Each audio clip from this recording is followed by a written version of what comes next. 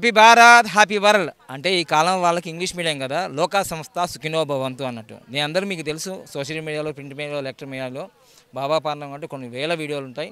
ప్రపంచవ్యాప్తంగా 112 మంది కోట్లను ఇన్స్పిరేషన్ చేశాను. మీకు ఇప్పుడు నేను ఎందుకు వచ్చానంటే ఈ కార్యక్రమానికి, ప్రపంచంలో మొత్తం సమాజంలో ఒక ఛత్రపతి శివాజీ అంటే ఒక ఇన్స్పిరేషనే కాదు, ఒక మార్గదర్శకుడు కూడా. ఏం చెప్తాడో అదే చేస్తాడు. అదేవిధంగా ఛత్రపతి శివాజీని పెంచింది వాళ్ళ అమ్మ, సాంబాజీని కూడా పెంచింది కూడా ఛత్రపతి శివాజీ వాళ్ళ అమ్మనే.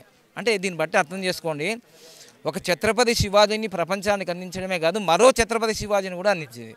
అంటే మనం అనుకుంటున్నాము ఛత్రపతి శివాజీ 50 సంవత్సరాలు బతికాడు, సంభాజీ కూడా చాలా తక్కువ అంతే బతికాడు.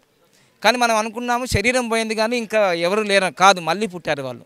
ఇదిగో ప్రతి ఒక్కరిలో పుట్టారు ఛత్రపతి శివాజీ, సాంబాజీ గారు, అందరూ పుట్టారు. ఇప్పుడు నేను చెప్పేది ఏంటంటే, ఇప్పటి వరకు రాష్ట్ర ప్రభుత్వం కానీ మరియు కేంద్ర ప్రభుత్వం కానీ ఛత్రపతి శివాజీ యొక్క పుట్టినరోజు జయంతిని నేషనల్ హాలిడేగా ఎందుకు డిక్లేర్ చేయలేరంటే, ఇదంతా ఓటు బ్యాంక్ రాజకీయాలే. ఇక్కడ ఓటు బ్యాంక్ రాజకీయాల వల్ల వచ్చేది ఏం లేదు. ఈరోజు వస్తారు, రేపు పోతారు. గొప్ప గొప్ప పార్టీలే మొత్తం భూస్థాపితమైనాయి. చరిత్రలో మనం ఉండాలంటే చరిత్రను తెలుసుకోవాలి. History make victory.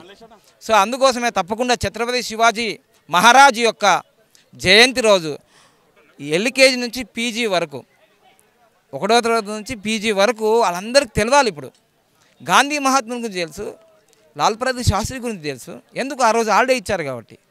ఈరోజు ఎందుకు హాలిడే ఉందంటే ఈరోజు గాంధీ జయంతి అని. మరి అంతకన్నా గొప్ప వ్యక్తి కదా ఛత్రపతి శివాజీ. ఒక్కటే గుర్తుంచుకోండి, ఇక్కడ హిందూ, ముస్లిం, క్రిస్టియన్స్ అందరూ కూడా సమానంగా పరిపాలించిన వ్యక్తి ఛత్రపతి శివాజీ. ఒక్క సంఘటన తెలుసుకోండి, ఛత్రపతి శివాజీ యొక్క యుద్ధము చేసినప్పుడు వాళ్ళ భటులు, వాళ్ళ సైనికులు ముస్లిం అమ్మాయిని తీసుకొస్తే ఛత్రపతి శివాజీ వెంటనే ఆ ముస్లిం అమ్మాయి దగ్గరికి వెళ్ళి పాద నమస్కారాలు చేస్తాడు. అప్పుడు ఆ సైనికులు అందరూ ఆశ్చర్యపోతారు, అరే వీళ్ళు మన శత్రువులు కదా, మీరు అలా పాద నమస్కారాలు ఎందుకు చేశారంటే, ఈ ఔరంగజేబు, ఈ ముస్లింలు వాళ్ళందరూ మన హిందూ అమ్మాయిల్ని ఊతకోచ కోసారు కదా, అందుకోసం వాళ్ళకు ప్రతీకారంగా ఈ ముస్లిం అమ్మాయిని తీసుకొచ్చానంటే, తప్పు నాన్న. భారతదేశంలో కాదు, ప్రపంచవ్యాప్తంగా స్త్రీ అనేది అమ్మ, శక్తి స్వరూపుని. అందుకోసం ఏ మతంలో, ఏ కులంలో పుట్టినా తల్లే. సారీ అమ్మ, క్షమించండి, మా సైన్యం చేసిన తప్పుని నేను క్షమాపణ కోరుకుంటున్నాను అంటున్నారు. అప్పుడు దీన్ని బట్టి అర్థం చేసుకోండి, ఛత్రపతి శివాజీ ఎప్పుడైనా హిందువులు, ముస్లింలు అని వేరుగా చూశాడా? చూడలే. నీ దృష్టే ఇప్పుడు ఉన్న ఈ రాజకీయ వ్యవస్థ కానీ ఇవన్నీ కూడా చూడండి, విభజించు పాలించు, ఇంకా విభజించు పాలిస్తూనే ఉన్నారా?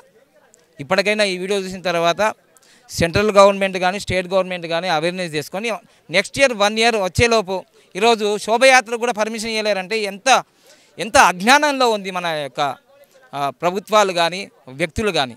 సో అందుకోసమే ఇలా ఇంత గొప్ప మహనీయుడు దేశం కోసం, ధర్మం కోసం జీవించి అఖండ హిందూ సమాజానికి ఒక ఆదర్శ పురుషుడైన ఛత్రపతి శివాజీ, ఛత్రపతి సాంబాజీ వాళ్ళ జీవితాలే మనకు ఆదర్శప్రాయం.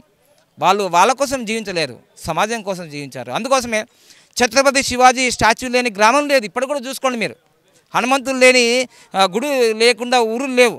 ఇప్పుడు కూడా మీరు గవర్నమెంట్ ప్రకటించకపోయినా కానీ మనిషి గుండెల్లో నిలిచిపోయాడు ఎప్పటికీ. కానీ ఈ తప్పుదాన్ని మనం కంటిన్యూ చేయకుండా వచ్చే సంవత్సరంలోపు మనం నేషనల్ హాలిడే ప్రకటించాలని నేను కోరుకుంటున్నాను. నేను మీ బాబా పన్నంగం యోగాచార్య, ప్రపంచ ప్రఖ్యాతిగాంచిన న్యూమరాలజిస్ట్ని చెప్తున్నాను. Thank you. Happy Bharat happy world.